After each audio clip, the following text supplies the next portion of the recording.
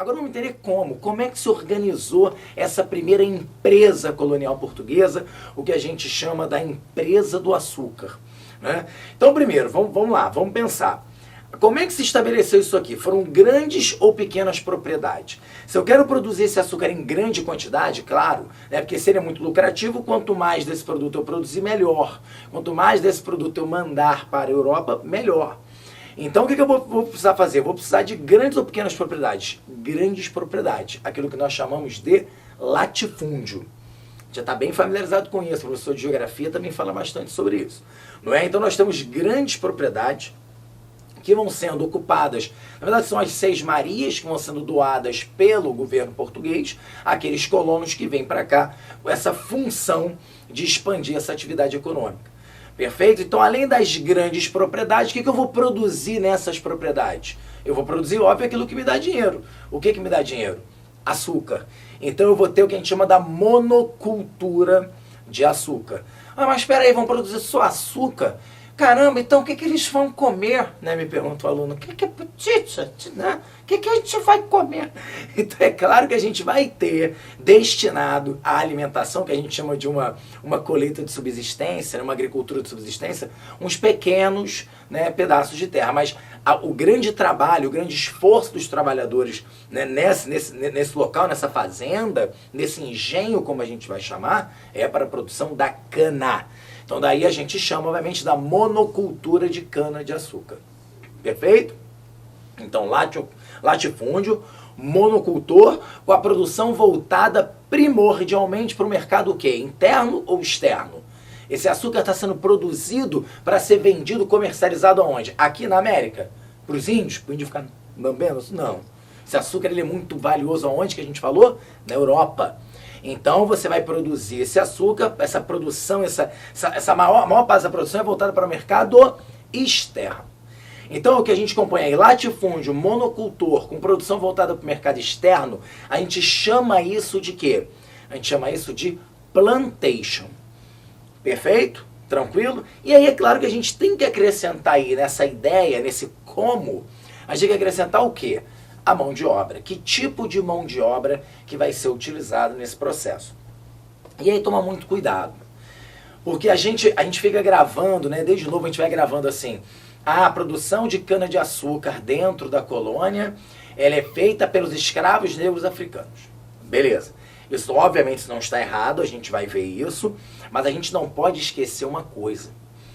Aquele primeiro momento, na primeira chegada, a gente tem que imaginar que não foi fácil montar esses grandes engenhos. Inclusive, a mentalidade que a gente tem de um engenho, todos os engenhos serem gigantescos, com muitos escravos, daquelas moendas gigantescas, isso é um pouco ilusório. A maior parte dos engenhos eram pequenos, e nem todo produtor era um senhor de engenho. Muitos só tinham, digamos, capital suficiente e trabalhadores suficientes para produzir a cana. E não conseguiam levar essa produção de cana adiante, dependendo de levar isso para outros engenhos. Então, cuidado, porque você tem que perceber que é caro, é muito difícil você conseguir montar um grande engenho.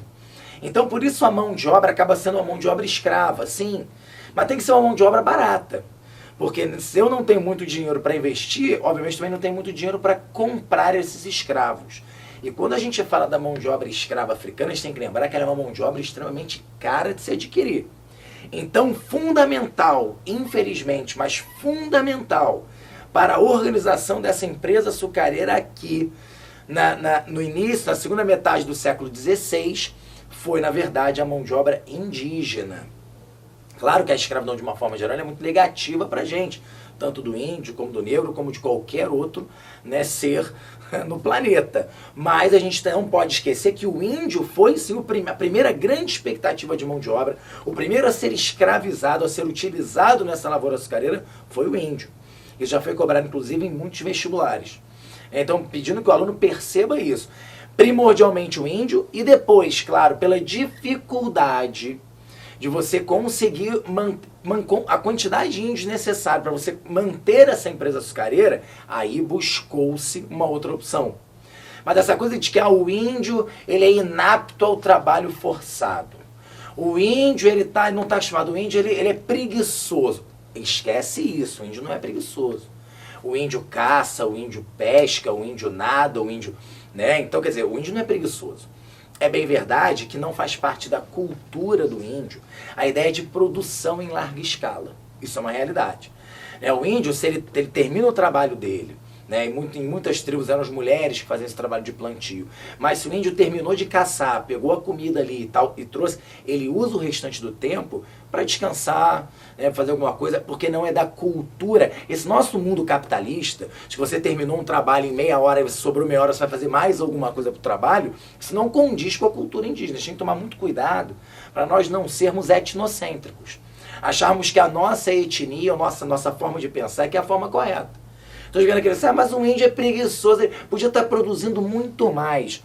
Se o índio trocou com o português, naquele escambo que você já viu no período pré-colonial, ele trocou com o português uma tora de pau-brasil, não é nem a tora de pau-brasil, ele trocou o trabalho dele por um serrote, por alguma coisa que acelerou o trabalho dele, né? Ele não significa que ele vai querer produzir mais por causa disso. Ele vai realizar o trabalho que ele se propôs. E se sobrar tempo, aí tudo bem, ele larga aquilo ali, vai caçar, vai pescar, vai nadar no rio. Ele vai fazer alguma coisa que lhe interesse.